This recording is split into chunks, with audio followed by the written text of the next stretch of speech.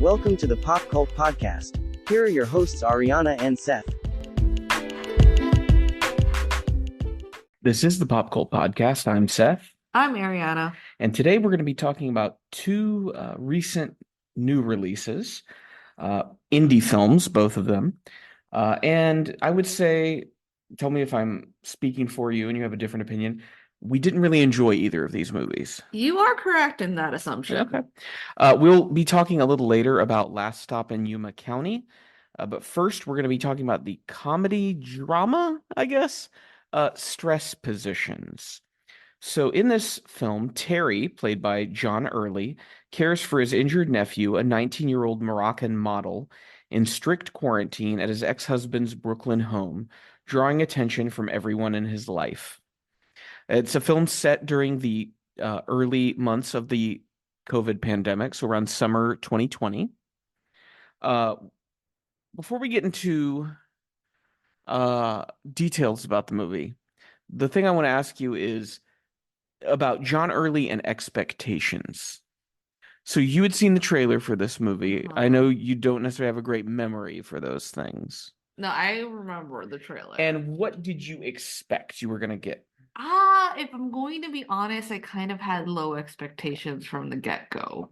Well, I knew it was going to be like a masterpiece. Yeah, I think it was just in the trailer we weren't seeing what those stereotype of what we see John Early do. Mind you, the stereotype of what he does it very well. And the stereotype being like a very cunty person. Yeah, or like very like passive aggressive, disorganized, flustered gay man who has some quick-witted words to give you kind of thing. He was just in kind of panic mode. Yes. Which I think he doesn't do badly. No, like he does panic mode very well. And it captured the sort of panic and paranoia of the early months of COVID with like him spraying everything down and being super like trying not to come into contact with anyone. Like it's clear that it's at a period where we didn't really understand how COVID was passed as an airborne thing. Yeah. And we're thinking it got on surfaces. Yes. And so like it is that kind of early COVID thing. And the thing is, like, if I'm going to look at the movie, John Early is really not the problem of this film. No. And if you saw the trailer, you might think he's like the main character, or at least part of an ensemble cast. Yeah. And I would argue it's not an ensemble cast, that the real star of the movie is the writer-director who has cast herself in a very important role. Yeah. And that would be Theda Hamill, who plays Carla. And I feel like the biggest problem in this movie was Theda Hamill. Her performance, the way this movie was written, structured, and paced, it was a mess. I mean, beyond just her performance, I think the film is a mess. I think what aggravates me to a certain point is John Early plays his character as expected. Unfortunately, the character isn't funny to watch. He isn't someone who you love to hate kind of thing. Yeah, you just end up hating almost all these characters. You just kind of end up also feeling sad for this guy, because what it is like he's basically squatting on his ex-husband's property who wants to sell it during a pandemic, which is insane. Yeah. And it is noted to be the party house. So like everyone is kind of used to just hanging out at this house, but he's the one taking COVID the most serious. And he's kind of an object of ridicule as a result Yeah, of that, which is kind of gross. And it's also like this strange thing of it being like, oh, he has a Moroccan model in his house. He's supposed to be so beautiful, but John is like, this is my nephew. Yeah. And I'm taking care of him, and he's not supposed to be out and about. I don't want him to get sick either. Mhm. Like it is. Well, his nephew has like a broken leg. Yeah. Amongst the pandemic, and there's like this weird, like vibe that maybe like his sister, which is supposed to be his nephew's mom, something happened, but it was very weird because later on we get a narration from the. Oh, wait, okay. You're getting into a different direction, which is what I was talking about, where the film's tone becomes very confused. Yeah. Because for a while I was like, okay, this isn't going to be the sort of comedy I expected it to be. It's going to kind of be a hangout movie. It's these friends kind of hanging out in this house, and it's a way for Theta Hamill, who I'm going to assume writes on a blog or writes on Twitter or something because she has that vibe. And it's like, oh, it's for her to do like little monologues about things, right? But yeah, you're talking about then suddenly there are these weird moments that just cut in with Bahul, the nephew, having these weird voiceovers about his mom, and it's using what we're supposed to think of as like, oh, home video footage, but it's weird Yeah. like Super 8 footage with no sound, which is not something you would see in the modern day. You would see more like camcorder or cell phone footage. Yeah, it's very bizarre because I think it's also supposed to be implying that the footage that he's watching is footage from his uncle's wedding. That's why it's in the house. So it makes sense. Yeah. But I'm like, who shot the footage? Because it's like on a like maybe the Long Island ferry or something, Yeah. and it's behind Balul and his mom, Yeah, and his voiceovers are very vague. so I don't know if it's supposed to be that John Early made these recordings, but it's just also it just it betrays every like that the whole thing of like show don't tell.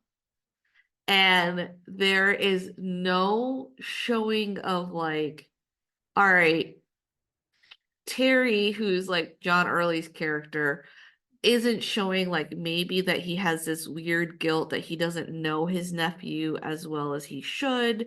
There's just like a sense that this man is going through obligation in life and panicking. And it's not even like, it's not funny. Yeah, that's the thing that upset me the most about it was how unfunny so much of this movie is. I saw someone say it's deeply emotional prose juxtaposed with Seinfeldian dirtbag comedy. Yeah, Like yeah, the yeah, movie yeah. takes itself so seriously, but then it'll basically tell the audience to lighten up. So it's this weird, like, thematic whiplash where you're like, I do you want me to be really like grim about what you're telling me about Balul and his mom? Or okay, I need to like just relax and calm down. It's a very like schizophrenic movie in that way. And I think it's also like it's there is a sense of strange perversion over the nephew. Well, I think let's talk about Carla, which is Theta Hamill's Yeah. character. She's a trans woman, very tall woman. And I think that's something that even she clearly acknowledges in the movie. Yeah. Uh, and when we're introduced to Carla, she's dating and living with Vanessa, Mm-hmm. who is a cis lesbian woman Yes. who wrote a memoir about, I think it was maybe Carla's transitioning or It something. wasn't a memoir, it's a fictionalized book that she based off Carla. When I think it was based off maybe like Carla's transition. That's kind of the vibe I got. No, it got from what my understanding was like the cadence of the way she spoke and then certain experiences were Carla. Okay, so she just ripped her off for a character. Yeah. Um, and so Carla seems to be holding resentment over this, but doesn't really express it to Vanessa, at least where we find them. Like Yeah. maybe early when the book first came out. Like the narration is kind of like, yeah, I should have broken up with her, but you know what? She ripped off this character based on me, and therefore I should live in her apartment for free. And then Carla just goes about cheating on Vanessa without any sort of qualms or struggle. Because then we also have another side character, Ronald, who's a food delivery person for Uber Eats. Yes. I think that's what it was, yeah. Uh a Grubhub, that's what it was. Yeah. Grubhub. And there's like this weird thing that we're supposed to be rooting for her to get with Ronald. I think we are as the audience. It's very weird because it's not as if Ronald is charming or anything. We just see him deliver food. Yeah, we don't really know why she's flirting with Ronald. Yeah, and it's like during if it's really the beginning of the pandemic, you think that Ronald would be super busy, like Yeah. delivering shit all over town. That he's like, Well, because between like Ronald clearly to me looks like somebody of Central Asian descent, possibly like Indian, Yeah. Bangladeshi, Pakistani. And then we have Balul is supposed to be I think Middle Eastern on his father's side. yeah, And part of the movie's attempts at humor is sort of poking fun at how ignorant Carla and Terry and the other white people are about the Middle East, right? Like that seems to be a thing that comes up, but it's a joke that the film keeps coming back to, but repeating instead of developing, which is not good comedy. Because with good comedy, if you're going to come back to a joke, I think the expectation is, oh, you're going to take it in a different direction now. You're going to fully explore this idea for all of the comedy of it, not just have the same joke repeated over and over and go, isn't that so funny how ignorant they are? I think it's also like this weird thing of it being like with Terry, let me know if you think I'm in the wrong here.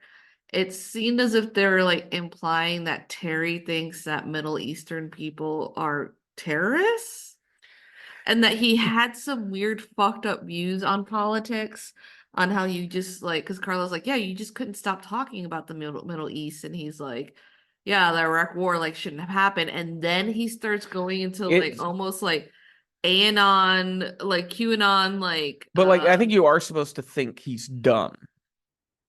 I think you're supposed to laugh at Terry. but it's this weird Well, thing because that, it's Carla's clearly the character that we're supposed to admire. She's the poetic genius, right? but it's also like this bizarre thing that she's doing it in front of Bahul, like to his uncle, which I think is also like it's a fucked up thing to do because this young man is staying at his uncle's house. He doesn't know his uncle very well. So now you're trying to make him feel unsafe? Well, I think it's from Carla's perspective, and I think the perspective of the movie is that's supposed to be funny. That's supposed to be funny. Is I think we're gonna get into this more with the next movie. Is I think we're seeing that sort of in this COVID world, the American sensibilities are becoming really nasty and mean, right? Like American sensibilities in film. yeah, I was because going to talk like about this a little later with Last Stop in Yuma County, but there's certain movies that I've started to pick up on this tone of they don't really seem to have, and you know, not every film has to have like perfect saintly characters, but you at least want a character who embodies sort of the full dimensionality and complexity of being human, which is both negative and positive traits. But I feel like now we're seeing a lot more movies with characters who are just nasty and mean for no real purpose other than being that way. And that's just supposed to be like, isn't that funny?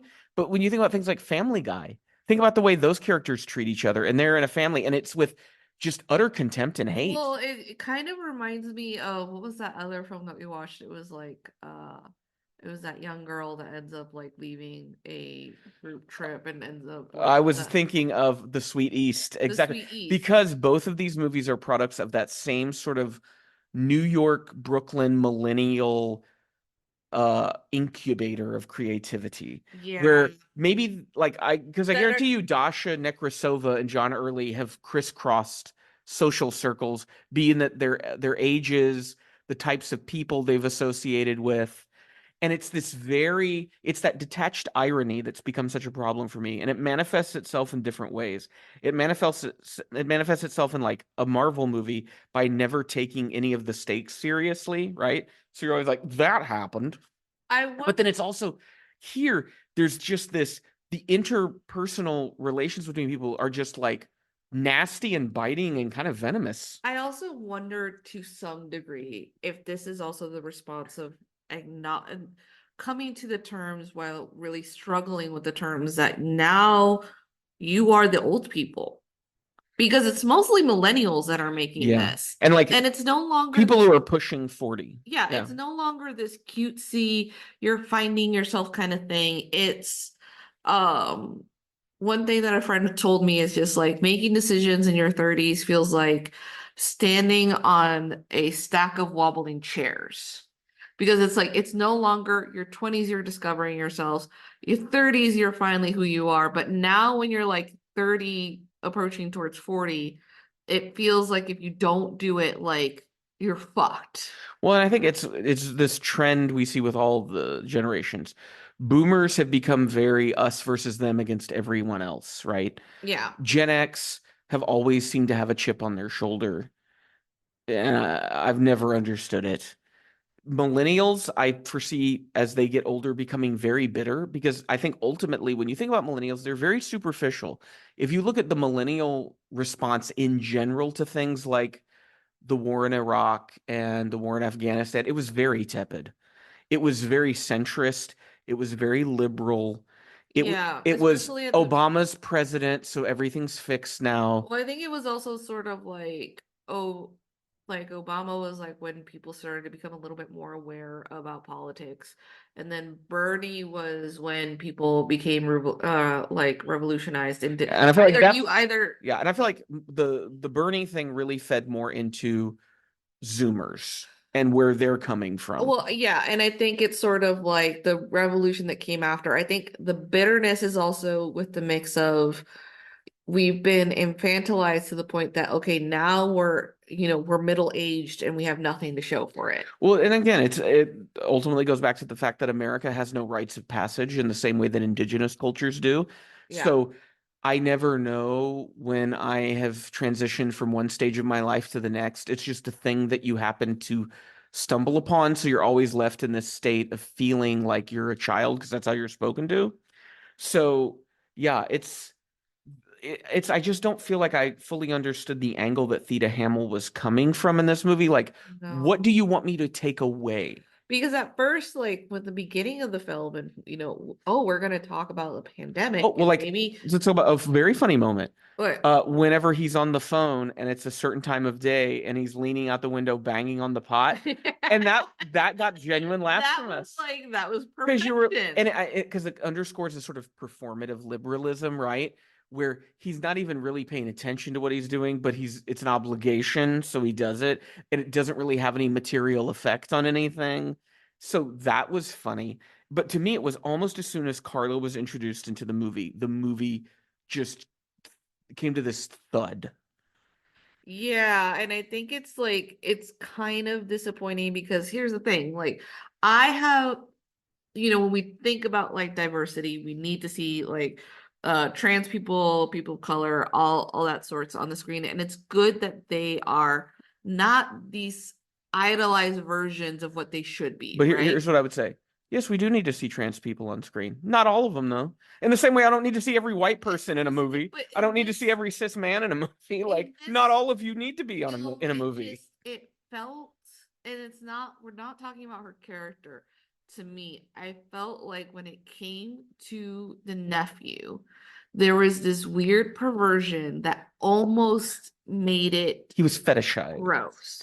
Yes, because it's like both for on comedy and drama. and like on screen, this character seems fairly like innocent, kind of mostly bored because he's stuck there. Well, and there's a hint that Balul is thinking about transitioning. Like, he's especially thinking about at least being gender fluid. Yeah, because there is that moment where like Carla's saying, "Oh, you would look beautiful as a woman." Yeah. And Terry's kind of like, "What? Why you guys are talking about that?" And like that's Well, Terry's like uptight. That's yeah, his only character trait is he's which uptight. I think is also like this bizarre thing because at the least like there could have been a teeny bit of an explanation as to then why Terry and Carla are friends. Was it supposed to be Terry only has known Carla ever Or since after her transitioning? why was Terry involved with Leo, the ex-husband? Because Leo is the opposite of that. Like, first of all, it was a party house, and then when Leo does show up in the movie, he's clearly that kind of guy. Yeah. And you're just sort of, I don't understand. Like, the thing is, I never fully understood the relationships between these characters as they existed before the movie started. It felt as if like the director had one idea of what this movie was. Which I want to emphasize is Theta Hamill, the writer, director, and star, and probably producer, I'm gonna guess. She was doing too much like the other director. And then John Early acting wise was obviously like in another film because like there's like this sad moment that you think like the ex-husband ends up having to go to the hospital and John Early it's almost like a bird's eye view from him like from the ceiling and it's like this sad thing that he's like but he's still my husband, oh my god, like he's well then there's the comedy note of he wants him to die because he hasn't signed the divorce papers, which means he would inherit And then, the like you apartment. said, Yeah. you understand him. If he dies, I'm left with everything.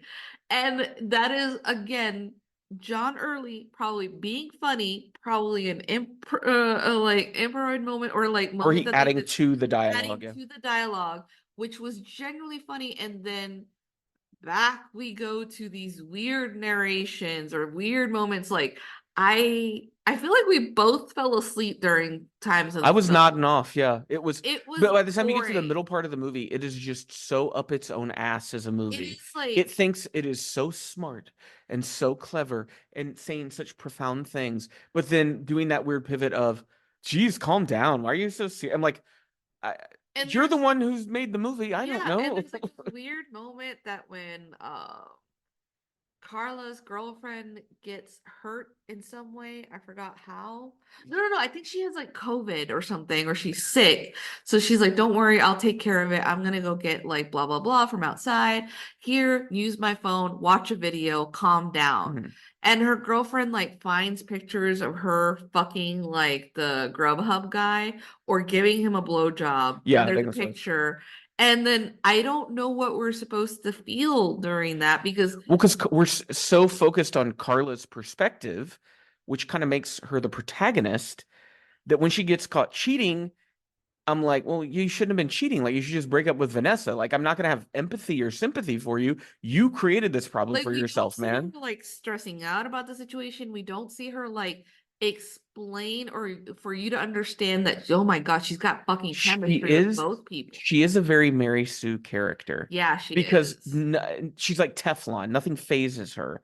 And she always has some like witty quip or observation to make. And I think that's the biggest problem is Theda Hamill. This was her feature film debut, and she wanted to make herself a star. And it's like, maybe, I don't know. I don't know how this movie would have been with a different actor in that role.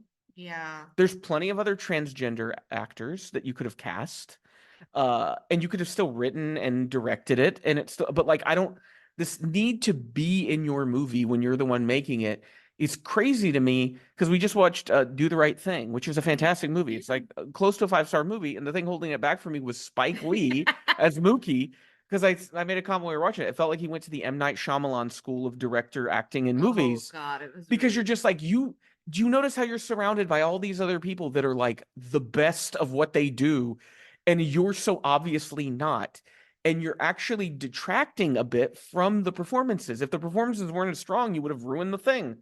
And I think in this instance, she didn't have enough strong performances, and she ruined her own movie. yeah, because I think about there is like that like trans comedian Patty. I forgot her last name. I want to say like Patty Smith, but it's not her.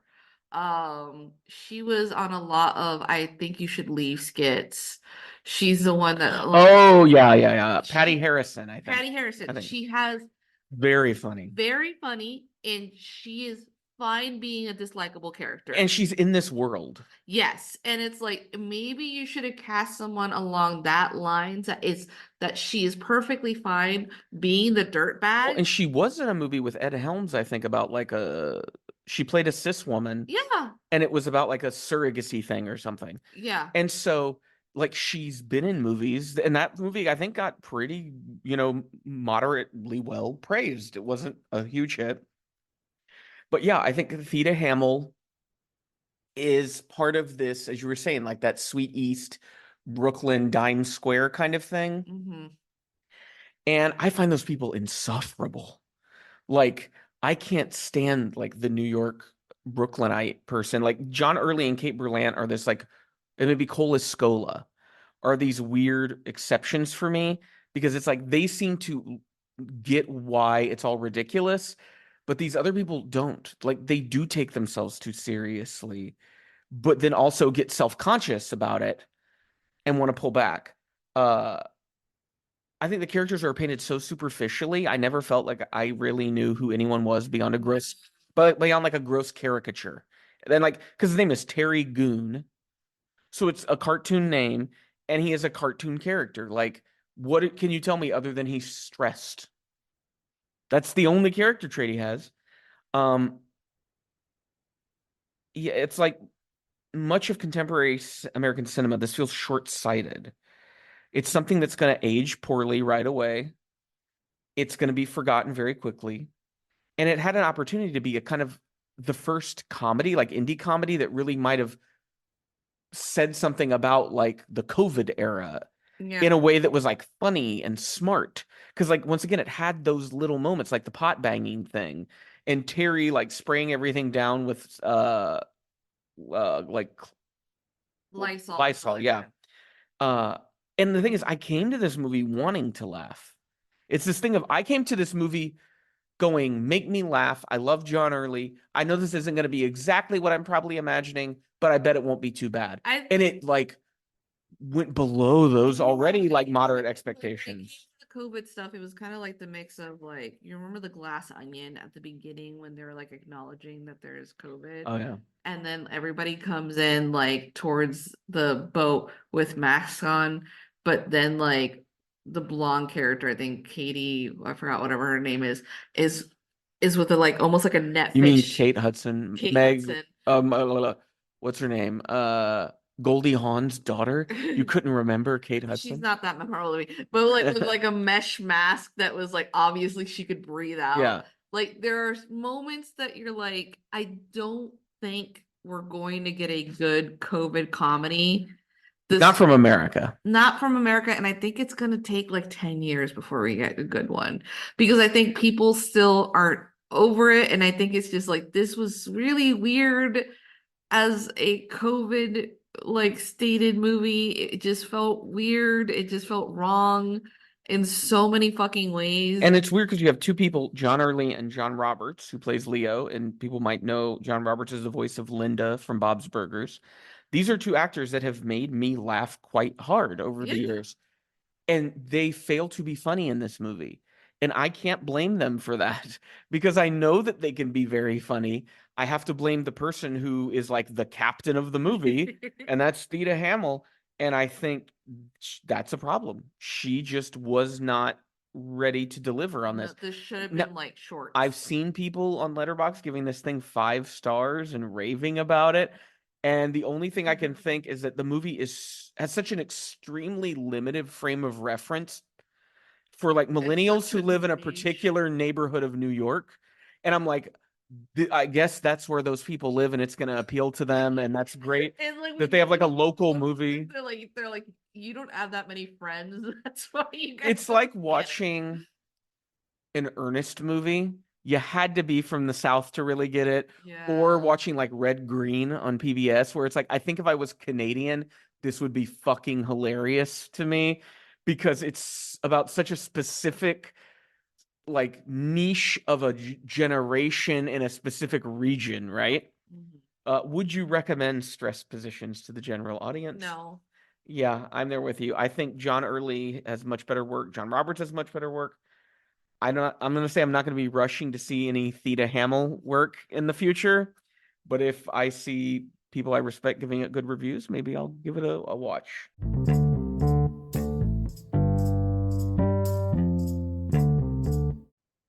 Stranded at an Arizona rest stop, a traveling knife salesman gets thrust into a high-stakes hostage situation by the arrival of 2 bank robbers who will stop at nothing to protect their ill-begotten fortune.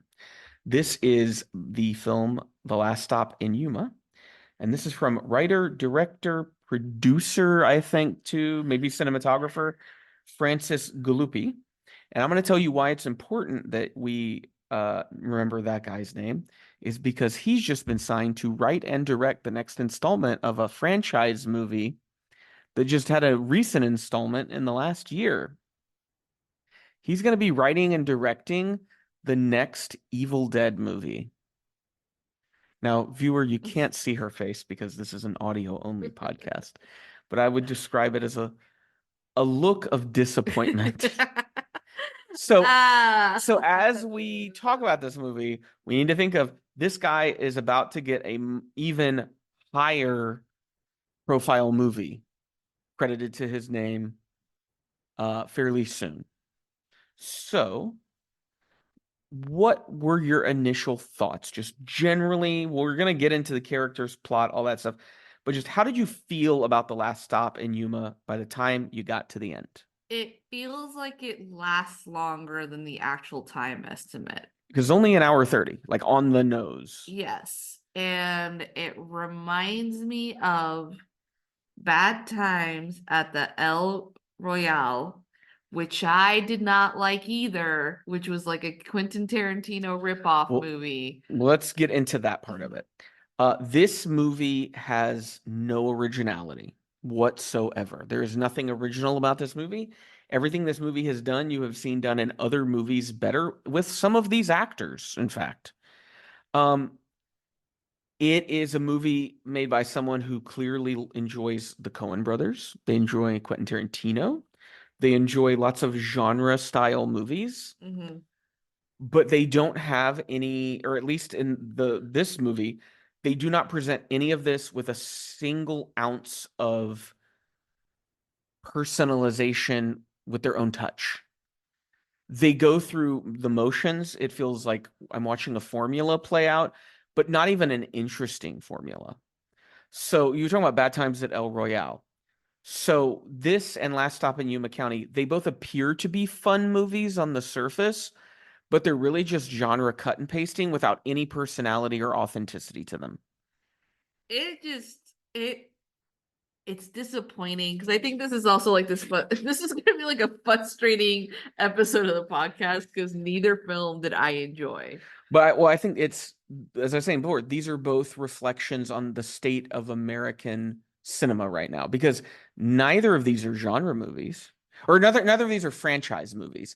They're both original, independent movies. Yeah. But it used to be that those could be the movies you went to in America to find like real authentic voices, But right? now it just feels like with independent films, it is your test drive to see if you'll launch a franchise or be able to get a bigger name. And then never to be seen again as a director when you come to look at it. And this film felt so infused with all the worst things about film bro culture. Yeah. And that, yeah, it's sort of, yeah, I can tell you saw that movie. Yes, it's clear to me that you're a fan of that movie. You're not adding anything. You're just repeating the steps from that movie. And I'm not surprised. Everything that happens, I'm just sort of, oh, okay, yeah, that's kind of where I expected this to go. Which is kind of like, all right, for example, Love Lies Bleeding was not perfection, right? But at least it had an original voice. It did. Like, you think about the fact that like there was a tone that I understood. There was body horror. There was all this. There was like a magic realism to it. Yes, and this also this understanding of just being like, yeah, listen, we know that you've seen all these crime boss movies. Let's give you something a little bit different. Like a taste upon a world that's a little bit stranger. And what's sad is, again, with this film, as it was the other one, the prime or main character of sorts, we're sold a false bill of goods. Yeah, and the thing is, like, again, Jim Cummings is a good actor. Well, let's talk about Jim Cummings. Thunder Road. It was The Wolf of Snow Hollow. Isn't amazing, but it's still good. It's what I had hoped this movie would be. Yeah. Like, that's a great, maybe 3.5 star, like, solid comedy. It didn't wow me, but it was clever enough. It was a good time. So Jim Cummings is who I assumed was going to be our main character in this movie. He's a knife salesman, and he is headed to California because this is a weekend he gets to spend with his daughter. He's divorced. So we are introduced to this world through him. He shows up at this gas station / diner. They're all out of gas. The man who runs the gas station says, "You can wait in the diner. I'll let you know when the truck arrives." Jim Cummings goes into the diner, and there he sits. We get a bunch of exposition done smartly through like radio and newspapers, so we don't have people saying things out loud. Yeah. Which I appreciated that. But then we also get introduced to Jocelyn Donahue, who seemed familiar to me. And I realized the only place I'd ever seen her before, and it's a movie you haven't seen, The House of the Devil, which was Ty West, who directed Pearl and all of those related movies. Like the younger version of a mom in a sequel movie that we watched, or maybe that wasn't. Did she her. play like younger Wendy in the Doctor Sleep movie? No, I 'Cause I was could see her doing that. thinking like what in like in the Insidious films would she play like the mom? Maybe she did. I don't Okay, know. I don't know. But I knew her from that House of the Devil, which is an opposite version of this, where it's someone who is a lover of a certain genre, but does manage to put their own like signature on it. When you think of Ty West's movies, because there's the movie she was in about the devil. Let me see, what was it again? Yeah, The House of the Devil, great movie done in the style of like late 70s uh Satan exploitation kind of movie. Ty West also directed The Innkeepers with, I always forget her name, Sarah something. She's the wife of the guy who directed Barbarian. And it's the last night that inn is open, and it's like a ghost story thing. You watched it with me like a decade ago. Yeah. And it was fun. A decade ago. And then we have things like X and Pearl, which are fantastic movies. They do exactly what they're supposed to, and they still surprise you, right? So Jocelyn Donahue, is the waitress. Her husband is the sheriff. So there's this moment where we shift from Jim Cummings to being in a lot of the movie to now we're focused on Jocelyn Donahue as Charlotte. So I'm like, oh, is she really our protagonist? Like it's going to be a Last Girl type situation. Or is Charlotte and the salesman going to team up in some way? They kind of hint that that's the direction it might go. Yeah. And because then we have the bank robbers who show up, and they, of course, need gas and they have to wait. One of the bank robbers is played by Richard Brake, who I was like, I know that face from somewhere. I think he did some LA noir motion capture in that video game. But I realized I knew him from Barbarian, where he plays the man who owns the house. Yeah. And I think this is a wonderful instance of what it means to cast an actor. Because if the actor is mostly going to be quiet, then you really only have to cast them for their look. Mm-hmm. And in Barbarian, he did not have many lines. It was just how he looked. And he looks like a very scary person based on completely superficial reasoning. In this movie, he has to speak a lot more than he did in Barbarian. And one of the first things I noticed when Richard Brake started talking, and he was supposed to be menacing and scary, was how I was not scared. He felt very grandfatherly. He felt very soft and gentle. Yeah. And I'm like, voice. Yeah, his voice. It's like he's trying to put a grimace But he on kind of his has like a face. slight lisp, I think. Yeah. And so it causes his speech to not feel intimidating. Even when he's trying to be intimidating, he comes across as someone who is like, you're not really going to do anything bad. They weren't brave enough to be like, all right, if his voice is this way, then let's change him a little bit. Let's have him like, be almost quoting Shakespeare kind of shit. Like, Yeah. let him be the intellectual villain or something. the intellectual villain, because it's a trope is what we get. Yeah. Bo and Travis, the two bank robbers, it's the old man and the young hothead. Mm-hmm. And as soon as I saw them, I thought of another movie that had the same trope, A History of Violence with Viggo Mortensen, directed by David Cronenberg.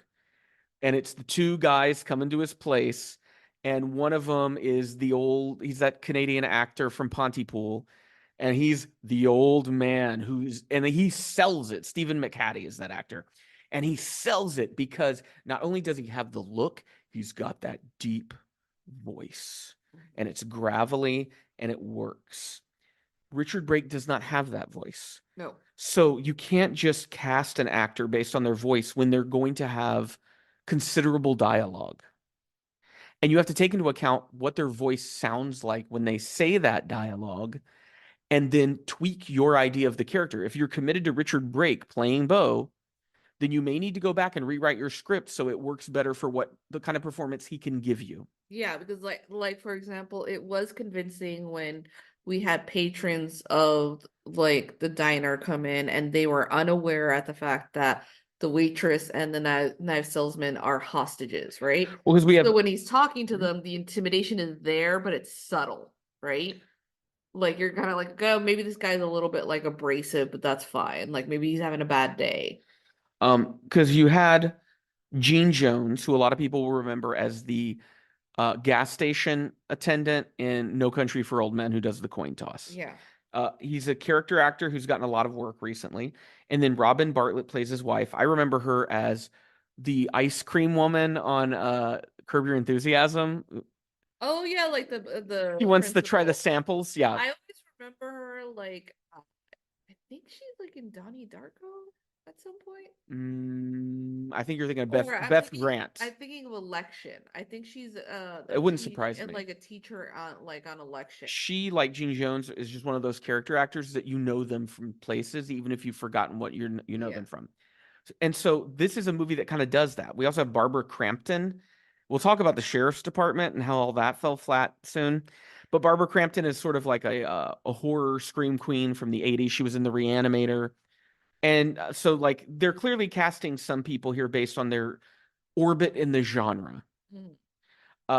Yeah, and so Robin Bartlett, Gene Jones, they're great. Do they have much to do? Nope. So they do kind of feel wasted at the end of the day because they just don't do much. You have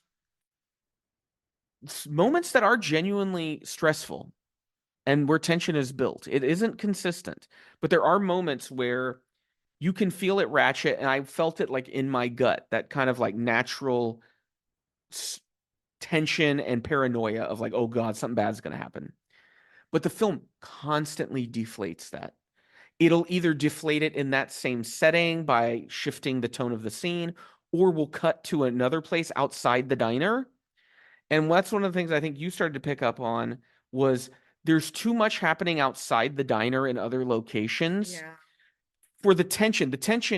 And so clearly this guy also loves Hitchcock because we brought that up. And the reason why Rear Window works is you're only ever in his apartment. Everything you see is from that perspective. So you feel helpless to a degree. You're trapped.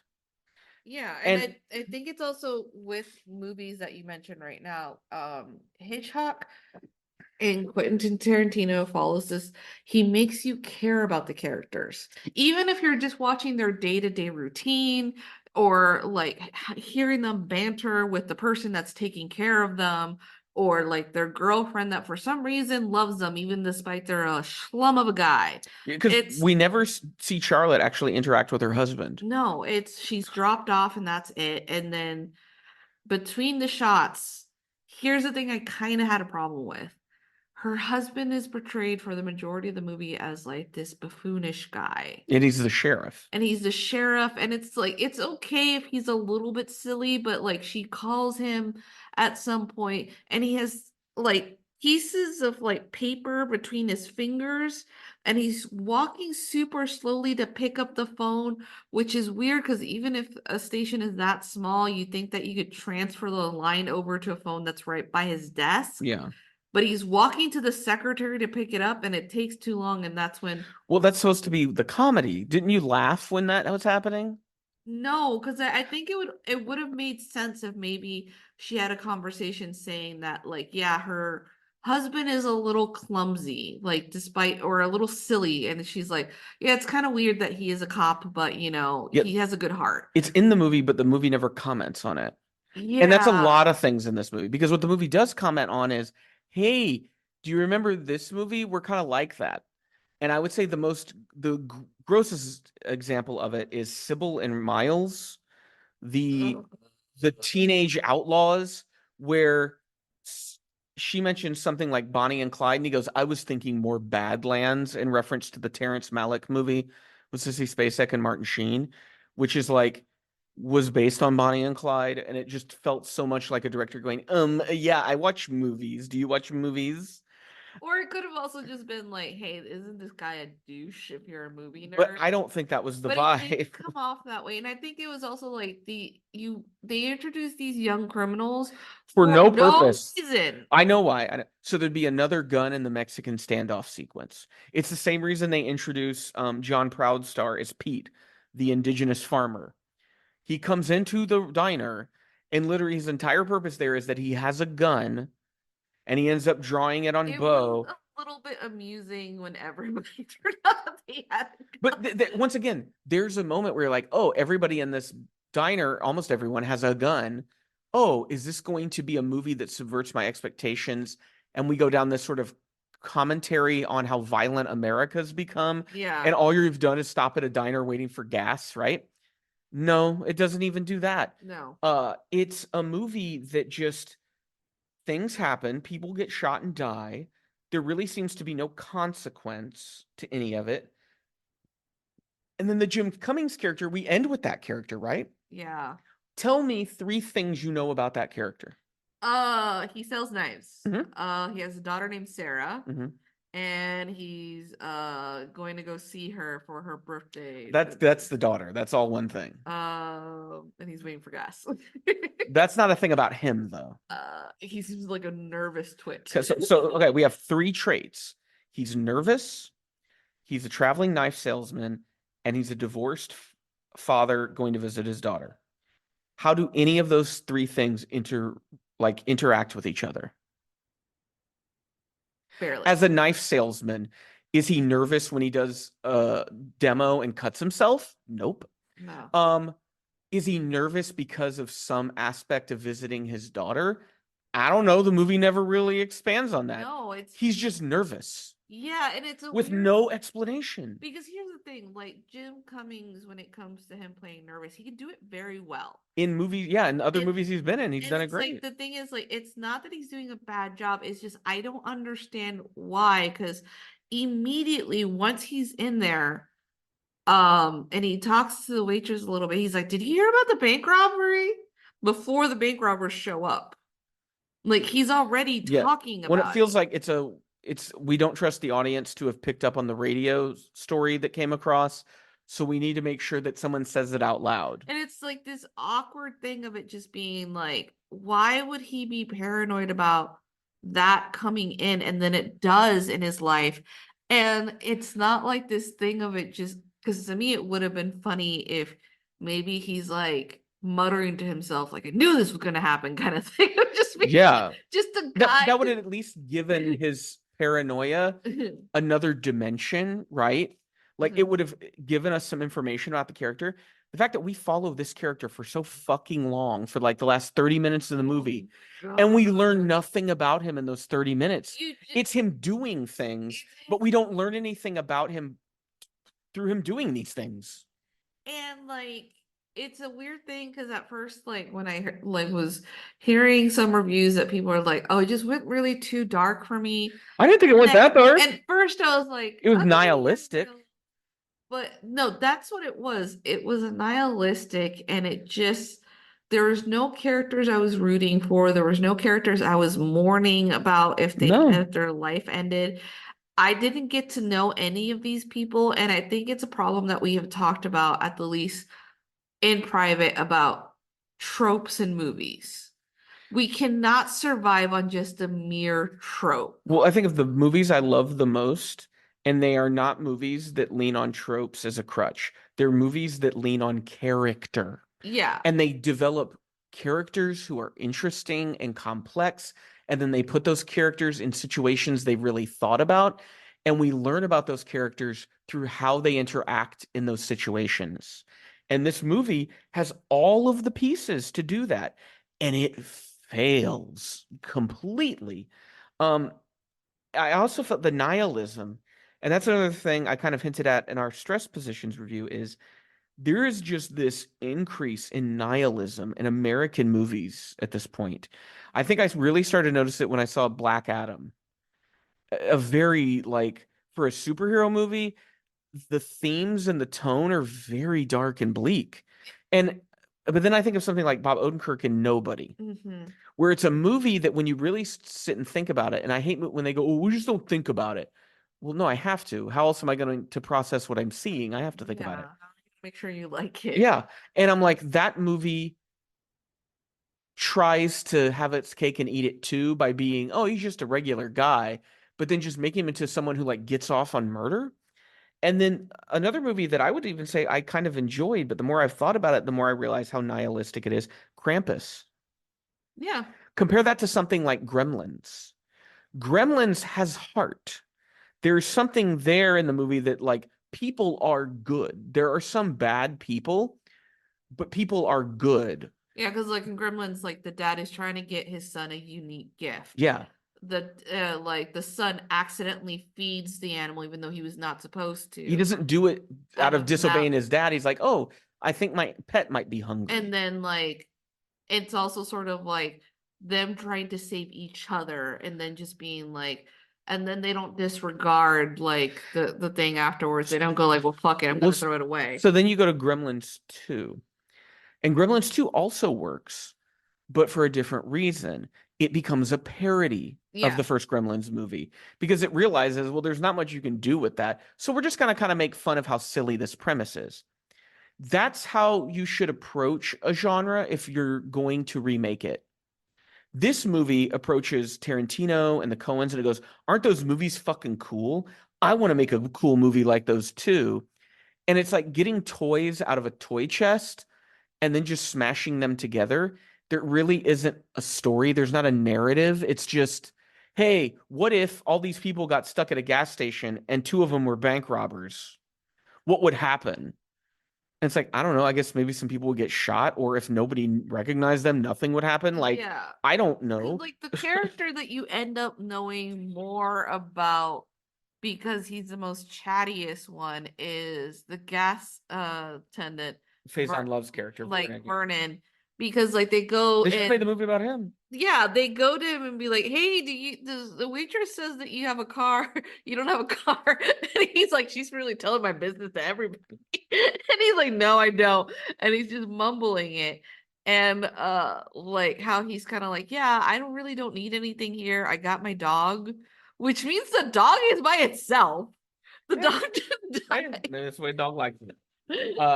It's a movie with it had decent camera work. Yeah. There were even moments where I was impressed. The lighting is not always great. No, it looked kind of muddy at times. There wasn't like there should have been a higher contrast on like there's some shots that are pretty good once like and I didn't know if it was natural lighting or if it was just like it was something that was produced. It was just it fell flat and it was kind of disappointing because again, like going back to Jim Cummings as an actor, he can play these characters that are like he's played single dads, hapless heroes, so many fucking times. Yeah, and he's a great like likable divorced dad. Yeah, like he's played it also just being like a down on your luck kind of guy. This guy just seemed anxious from the get-go. And then like the way that he later on everything that's folded afterwards doesn't give you like a good valid reason as to why we should be cheering for him. What is the purpose of telling this story? What would you say? What was the purpose of them making this movie about That's this why character? It feels nihilistic because there's no reason. Like Jim Cummings' character could have died in the diner and it wouldn't have mattered, right? No. Nothing that happens in this movie, nothing the characters do, nothing that happens in the plot matters ultimately. When you get to the ending, it is a meaningless movie. And it felt like what had happened was this director again had a mishmash of different directors that he really likes. He saw some of the things that Jim Cummings was doing and decided to make him the lead. Got all these actors that are known for better films. Oh yeah. And wasted their time. It was like we didn't get like that fun moment of it just being like, oh, the nice salesman and the waitress are going to outsmart these people somehow, but they're going to have to sacrifice people on the way. And how is that going to damage them emotionally towards it? Or like, you know, the sheriff department's going to be like, come in, guns blazing and solve the whole thing. It's a downer. It's not a clever movie. And like you were saying, there's just no... It's just a bunch of people end up in a place and a bunch of them die and that's the end. It felt like, you know, like in Pulp Fiction, that scene where they're in a diner and there's a stick up. Yeah, and you don't make the whole movie about yeah, it felt like they want like that person, this director really loved that scene and that's why we get the 2 young people it was like who don't do fucking anything. Yeah. And one thing you mentioned, it's not even fun. No. Like that thing is, you don't have to be smart. Just be fun. And it couldn't even do that. No, because like in that scene, what's funny is that you have two professional criminals sitting eating a burger being fucking goddamn and them having to then like de-escalate the situation. Like, I think telling it from the point of view of the bank robbers might have been a better option. Yeah. And just sort of like, the worst day in their lives, right? It was the day they robbed the bank. Mm-hmm. And then you just play out how increasingly frustrating, like they show up to the gas station, there's not enough gas. Fine, we'll go to the diner. They look over and there's the guy who's in the diner that keeps staring at them and talking to the waitress, like, shit, now we got to deal with this. And then more people come Yeah, in. because there's only like Well, one. and then think about it. Then you bring in the young couple. Think of the comedy there, where now you don't not it's not just people who might report you to the police.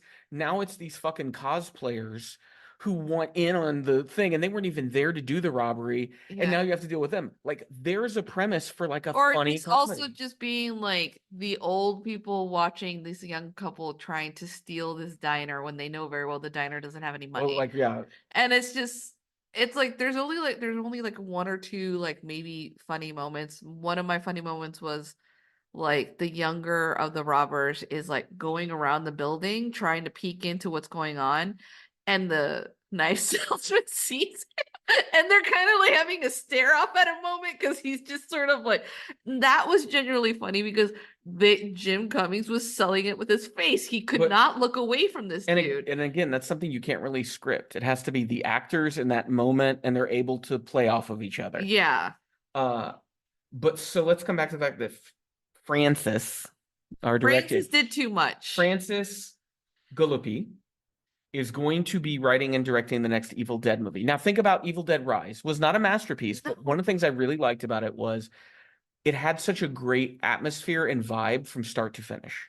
Think about the opening prologue at the cabin and the lake and the stuff that took place in the apartment. It felt like a sort of bleak yet still fun, nasty kind of horror movie. And it had me entertained and hooked the whole time. And it had Yeah. emotional stakes. Yeah, and it's also they change where we normally think the film is supposed to be in, and like they changed the dynamic. It was also like it was horrifying because it was like going from one family member to the next, and it was Yeah. like, And there's the emotional stakes of where now I'm invested because, oh God, wouldn't that be, how could you kill your mother if it wasn't really her, but it looked like her? She was possessed by this demon. yeah, I'm looking at this movie, Last Stop in Yuma County, and I'm thinking of the character interactions and relationships, and I'm going, fuck, this is just going to be a bunch of people die after someone reads from the Necronomicon, and it means nothing. yeah. It's just going to be, hey, remember in Evil Dead when Ash got the chainsaw hand? This seems There kind was of like only that. one moment of like emotional moment for a character, and even then it was fucking stupid.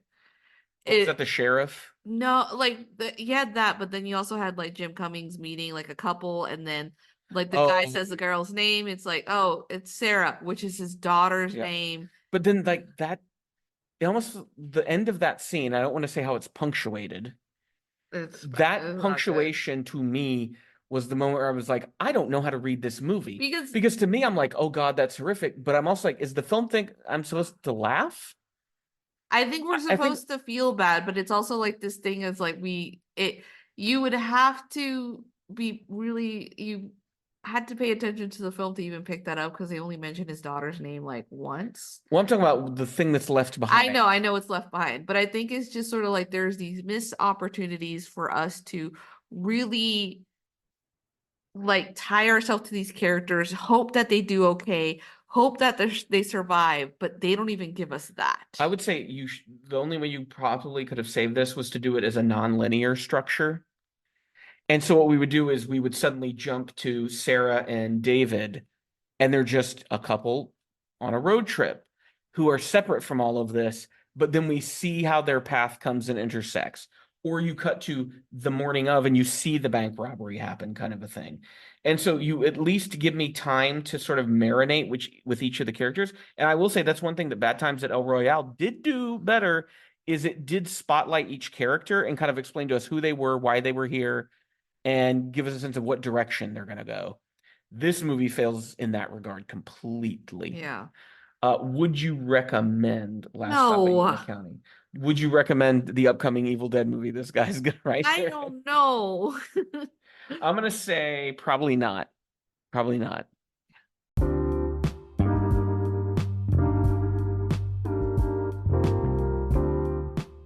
Well, we hope you enjoyed this episode. Make sure to check out our show notes for any links to things we mentioned, including our website, popcult.blog. Make sure that you subscribe to this podcast wherever it is you listen so that you'll be notified when new episodes are up. If you visit popcult.blog right now, you're going to find a lot more written reviews that we have up there. Coming up this next week, we're going to be finishing up our little dipping of our toes into Sight and Sound's best movies of all time list. We're going to be doing reviews of Fritz Lang's M and Buster Keaton's Sherlock Jr. We'll also be dropping our review of the recently wrapped up season 1 of X-Men 93. I'll also be reviewing my 2 patron picks of the month. That will be Men in Black 2 and a childhood favorite of mine, Ernest Goes to Jail. If you enjoy what we do on the website and the podcast, we would encourage you to support us on Patreon. There are 4 different reward levels to pick from. And I want to thank our current patrons, Ida, who donates at the sneak peek level, and Becca and Matt, who donate at the writer's room level. When you donate at that level or higher, you are going to be able to pick a movie once a month that I will watch, review. You can include your own thoughts in that review if you want to. As far as our Patreon goes, no matter what level you subscribe to, you are going to get access to patron-exclusive podcasts. We're going to be wrapping up our Corpborg tabletop roleplay series soon, and then coming up later this summer, we will be doing a series based on a genre chosen by Ariana, romantic comedy, and movies chosen by me. So these are not going to be... No Sandra Bullock was one of my rules that I had. Things like that. Some not-American movies, films that run the gamut from the golden age of cinema up to the present day. I kind of wanted a wide survey of those. So if you're on the Patreon, you're going to get access to those episodes when they drop this summer. Well, next week's episode of the Pop Cult Podcast, we're going to be reviewing the Macedonian film, Housekeeping for Beginners, and the Turkish film About Dry Grasses. Well, until next time, you keep listening. We'll keep watching.